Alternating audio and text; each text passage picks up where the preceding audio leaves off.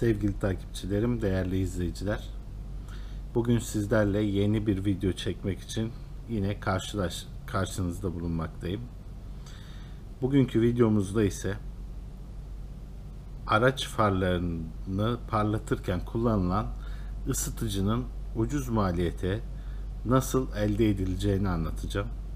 Tabi bu ucuz maliyeti elde etmek için bazı işlemler yapmamız gerekecek. Bazı işçilik yapmamız gerekecek. Bunları sizlere bu videomuzda detaylı bir şekilde anlatacağım.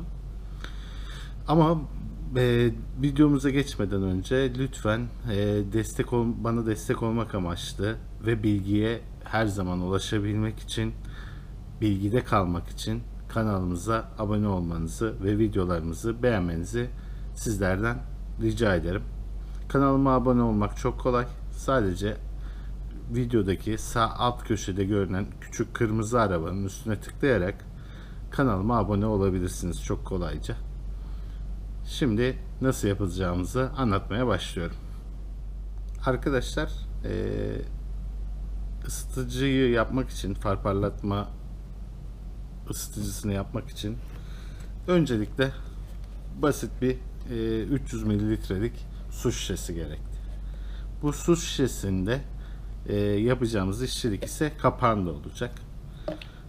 Sonra böyle şeffaf bir hortum, basit, her yerden ulaşabileceğiniz bir hortumdur.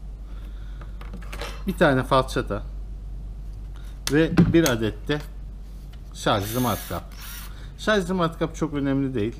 Olsa da olur, olmasa da olur. Falçatayla da yapılabilir. Ve daha sonra da aktivatörlü Japon yapıştırıcısı. Çok aktivatörün olması çok işimize yarıyor. Çünkü hemen yapıştırdığımız malzemeyi dondurabiliyoruz. Ve en sonda basit 1 milyoncularda, Japon pazarlarında satılan basit ısıtıcı, kahve makinesi diye satıyorlar. Arkadaşlar, maliyetlerine gelecek olursak 20-25 lira civarında ısıtıcımız, 2-3 lira hortum, su 1 lira. Suyun şişesini elde etmek için alıyoruz onu da. Japon yapıştırıcınız yoksa da böyle bir Japon yapıştırıcısı yaklaşık 10-15 liraya elde edebilirsiniz.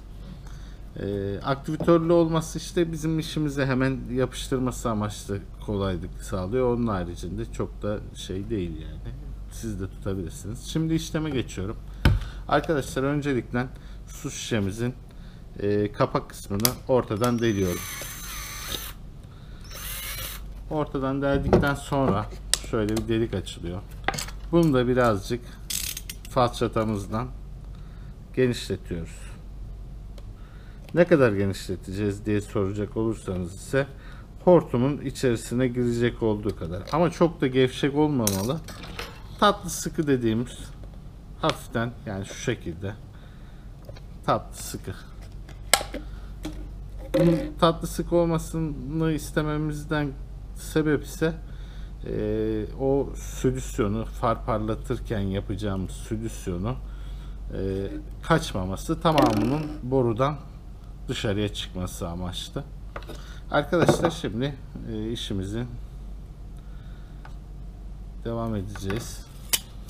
Yapıştırıcımızı alıyoruz. Yapıştırıcımız bayağı bir sıkılaşmış, yapışmış galiba. Arkadaşlar, Japonumuzun kapağı yapıştığından pense yardımıyla açtım. Şimdi Japonumuzu şu kapak kısmına döküyorum. Kapak kısmına dökerek hortumu yapıştıracağız.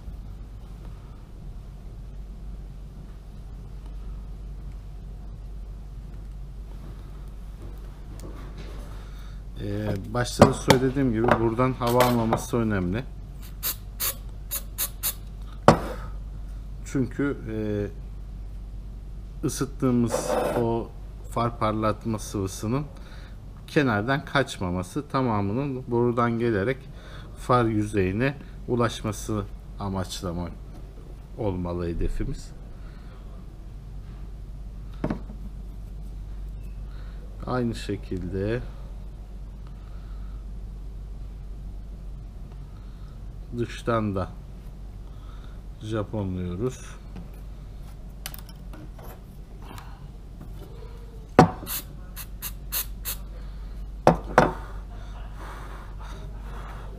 Ve bu şekilde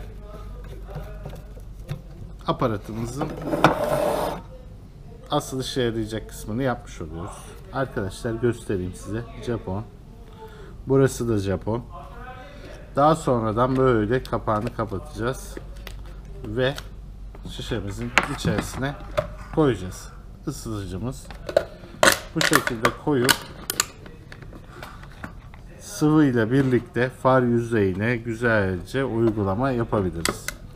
Arkadaşlar bahsettiğim far parlatma